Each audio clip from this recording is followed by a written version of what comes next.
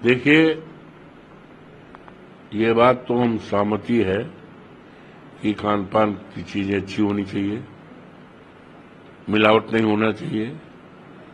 ये चीजें जीवन से जुड़ी हुई चीजें होती हैं, तो इसके लिए अगर कदम उठाया जाए साफ सुथरा, लेकिन कदम के साथ नियत, जो उन्होंने ये कि जो मालिक है या दुकानदार है अपना नाम लिखे, अपनी जात लिखे, इससे एक तरह से समाज में अलगाववाद और उनका इरादा, उनकी नियत दूसरी है, समाज को बांटने का है।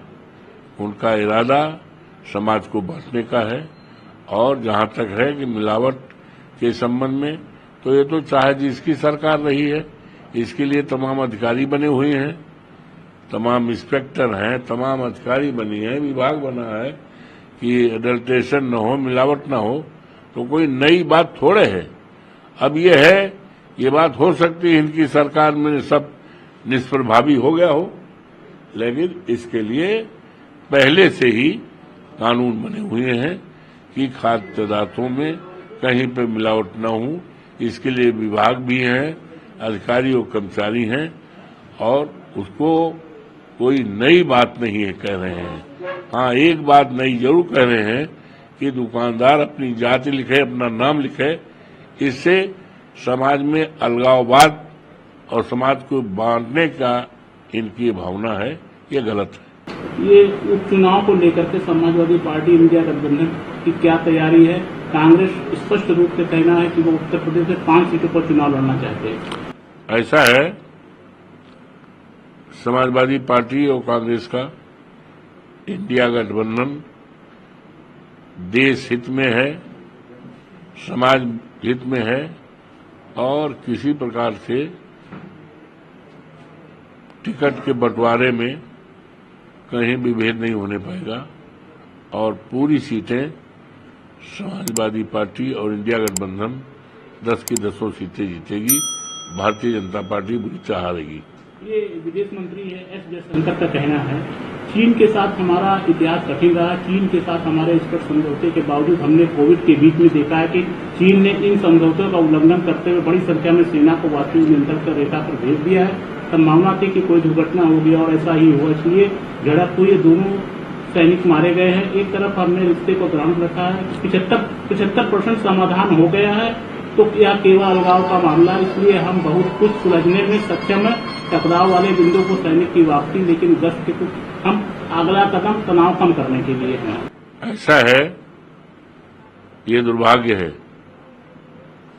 और हमारी सेना का बहादुरी से भरा हुआ गौरवशाली इतिहास रहा है।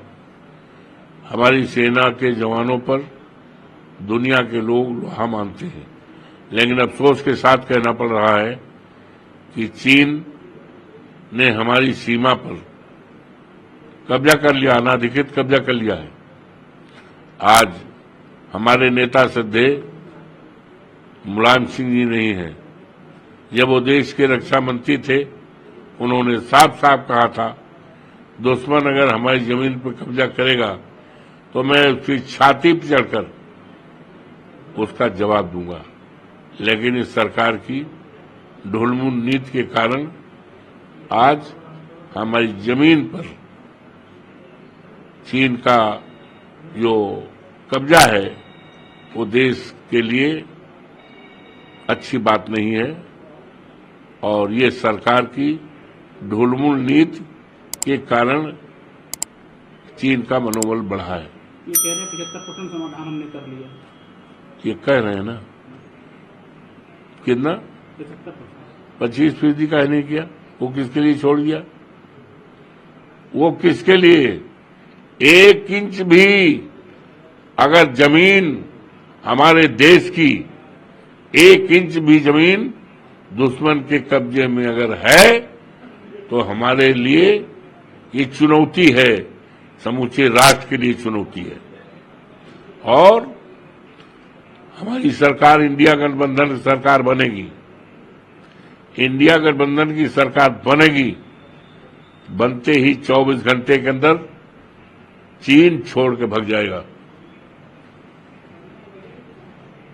चीन की हिम्मत नहीं होगी एक कदम आगे बढ़ने का। अभी आपके बेटे के साथ एक फोटो भी वायरल कर रहे हैं लोग। करने दो,